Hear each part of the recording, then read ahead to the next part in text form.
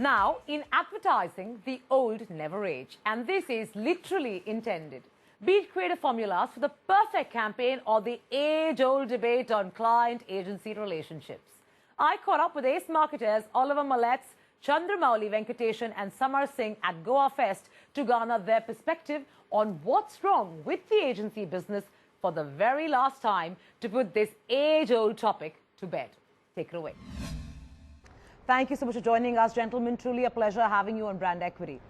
Thank you. Thanks for being here. Thanks for letting us. Great. So I'm sitting today with, three big marketers. I'm sitting today with cumulative experience being so much that I really want to bring to the fore today your challenges as marketers and your challenges with your partners or your better or worse halves, which are your agencies. So I want to start with you, Mouli, and I really want to talk about this example that you have cited about, this great partnership of Amitabh and Dharmendra, who is Jay and Viru in Sholay, and you cited that as that image being the partnership that you see with yourself and your agency. Viru and Jay, if I've got the names right, were equal partners, right? They were both equally invested in that partnership and had equal standing. My point is, when you cite that example, how can you say you're equal standing with your agency? Because clearly, even at Goa Fest, the industry conclave, which is hosted by the advertising industry, the subject is three things how the agencies can improve themselves. It's not a dialogue where they say, something's wrong with this partnership, it's gone a little bit awry, and how can we bring the magic back? The conversation is already a little subservient, because you're saying, tell us how we can be better. So it's not really a marriage of equals. So how do you say that this imagery that you painted is justified? So firstly, I like that Jay Viru partnership of Sholay, because to me, an agency-client relationship is about taking complementary strengths. And I think what Jay Viru shows is they're very different characters. One was flamboyant, other was no nonsense. One was romantic, other was an angry young man, so on and so forth. So really, an agency-client partnership is about taking different strengths, but then forging it into a partnership where you are put together very effective in the marketplace. Yeah, and I think that's the construct of a agency business partnership. And I do believe the analogy works very well of the equivalent of Sholay. Fair enough, but I'm saying in this situation, and any one of you can take it. Can this ever be a marriage of equals? Because finally, one is a vendor, the other is the owner. I don't think it's delusional. I think you have to take the contractual things aside. I mean, once the contract is done, the relationship is set. A marriage contract is a contract, but you push it aside. You ignore that after a while. So if you're both working towards the same goals, then it's a marriage of equals. And it's not always equal. Each partner brings different skill set to the table. I hate the term vendor. I do not call people vendors. I call them partners. I was just simplifying the No, I understand, but it's brought a lot on by procurement nowadays, sure, because exactly. Procurement gets in and now they're negotiating. Procurement loves the term vendor, but procurement's not the partner in the relationship. Procurement is a sidebar that once you get over that, get past it, now move on. Focus on solving the same problem. Focus on going through life's journey together. That's the partnership. I think agencies don't always understand the true value of what they can bring to the table. I just think that they have a lot more. They're stuck in this vendor because procurement, partly because historical. They have a lot more assets that they can bring to the table that they know. They have a lot more value that they can bring to the table than that they know. Money is just one form of value. Basically, you are the brand custodian. That's clear. I mean, you're the brand master, right? How do you expect agencies to then become brand custodians? Because a lot of you marketers express that you would like them to take brand stewardship, but the fact is, what we hear from a lot of agencies is that they don't want to give us that part, because today they're, for a lack of a better word, they're very infidel, because that's in vogue, because you like trying out smaller agencies, boutique agencies, other partners, just to try out who's more efficient, who's more cutting edge. And so because of this experimentative phase that we're in, they say that there is no full accountability, full ownership that rests with us. Am I accurate in saying so? There's a brand owner. The ownership of the brand very much lies with whoever is owning the brand. Yeah. It's an asset that's owned by somebody. Brand custodianship is a joint game. Yeah, it's never one or the other. Yeah, it is a joint game. How much of that joint game is exercised jointly is often a function of the value and the talent on the table at a given point of time. And in brand custodianships, I have observed that often the game, it's a bit of a seesaw. Sometimes the talent on the table from the agency side is very strong and they actually exercise a lot of custodianship. Sometimes the talent on the table from the client side is very strong, they exercise a lot of custodianship. And again, I think that's good for partnerships. I don't think we should simplify this game down to say it should always be 50-50. Sometimes it can be 60-40 one way, sometimes it can be 60-40 the other way. That's the nature of partnerships. It's a question of who has the better capability at a given point of time to make a call. For instance, I mean, I just want to ask you, what was the provocation for you to have to have a pitch, right? Do you want the actual answer? Yeah, I want the actual. It's procurement. That's a simple answer. We're mandated to pitch every 3 years. Okay.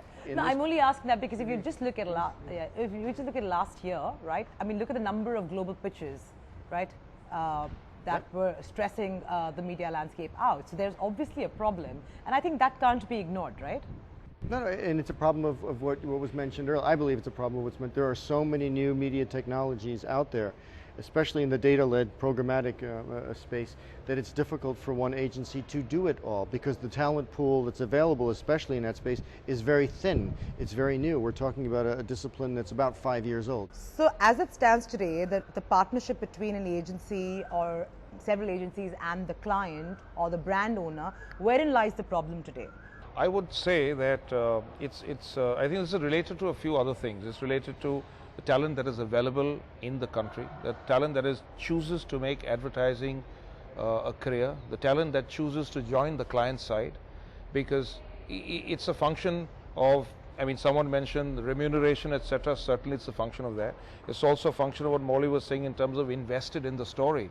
I mean, today the extent of relationships are not necessarily measured by the longevity of the relationship, but perhaps by the intensity of the relationship. Today, the same threats that agency faces are what we face. 90% of the people that have left my team have not joined any other organization. They've just decided to start up something of their own. But this is still a relatively new threat for all of you. But if I look at the agency side and I look at the talent problem as you know, an issue that has been haunting this industry, it's an age-old issue. I mean, we can have the same issue was discussed 10 years ago. And the same issue is being discussed now. So talent is like, it's a decade-old problem, if not more. But the question that I'd like to ask, and you know, you guys also have an outside-inside view into the agency life. What is the problem? Why is this industry not being able to get talent? Okay, remuneration we understand is one point, but there has to be more. I think things have changed, Sonali. You know, today there was a time when we were growing up, when there were 5 professions that you could perhaps do. You could join the armed forces, join an organization, become a chartered accountant, a lawyer, a doctor, and that's about it. My submission, the youth today have so many different career choices. Every generation is born into greater affluence and opportunity. You should do something about it, right? Sorry? I mean, you have to do something. You have to reinvent yourself, right? Of course you do. But I'm saying that's not only to the agencies. That is true for clients as well. And are you as companies then looking to reinvent yourself? Because let's say an FMCG business, or an automobile brand may not be as sexy as, let's say, a Google, Facebook, or some strange app that comes and catches the fancy of millions of users.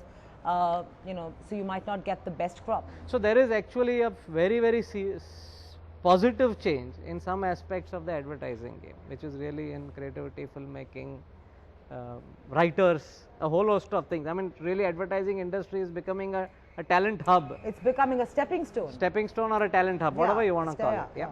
So I think there is a little bit of a problem that the advertising industry has to solve on the business side of advertising. I think that's why I do believe the advertising industry has to think disruptively. I think they're thinking like the clients to say, I will hire management graduates, and that's not a race that they're winning. Sure. Right? Now, how can the advertising system disruptively think about it to say, how do I change my business facing talent? Okay. Yeah. And part of it might be in the advertising agency model itself. Which is? Which is to say that if you're joining an advertising system in different parts of the agency, is there unsaid hierarchy. And if you join one part of the hierarchy, do you feel that you are equal to some other part of the hierarchy? And those are the issues that the advertising industry has to think. I think clients can do their bit as well. I'll give you a live example without taking names. At a mainstream agency of ours, one really highly decorated, award-winning creative head was presenting films to us and concepts to us that had never been, that he or she had not seen until the day of the presentation, and they were not even his or her ideas, but it's a big name, lots of awards, etc., and they were just not flying. And I had a thought in my mind. I said, you know what, a lot of personal respect for you, great career, etc., why don't we give the youngest, who are your two youngest most creative talents? I deliberately said, who are the youngest, sharpest people? And I realized a lot of the ideas were simply not reaching us, and that we've actually completely changed it. And in the last 2 years, only those two young boys, one is 26 and one is 27, they are the only two guys doing some really exceptional work for us. So sometimes the client can help identify you can ask for that particular talent to be assigned to your account. Last question. I want to talk about this constant, doubt that I think clients have about the fact that they're being overpriced or cheated, or there's there's a kickback of sorts, or there's an exaggeration of production costs.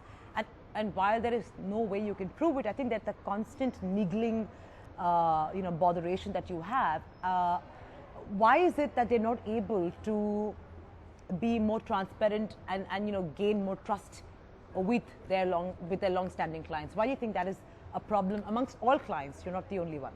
No, I think to me, I think there are layers involved in this game, and to me the answer lies in processes rather than intent, because even an agency is an aggregator at the end of the day in this game. Yeah. And there are black boxes beyond the agencies as well, right?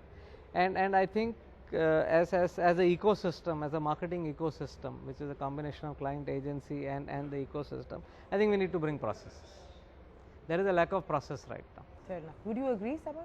Now, from the agency's point of view, they can say, look, we don't make enough money on a rate card system, or on a sliding scale system, or a percentage system. This is how we need to supplement earnings, which is where he talked about the trust, the transparency, the process build up, etc. None of us are of the view that agencies should not make money. He in fact said that you must make sure that they make money that will keep them invested and interested. But if you're transparent and tell me this is my margin, I'm making 15% on this, I think every client will respect that approach far more than hidden costs that are packed here, there and everywhere. Sure. Last words from you?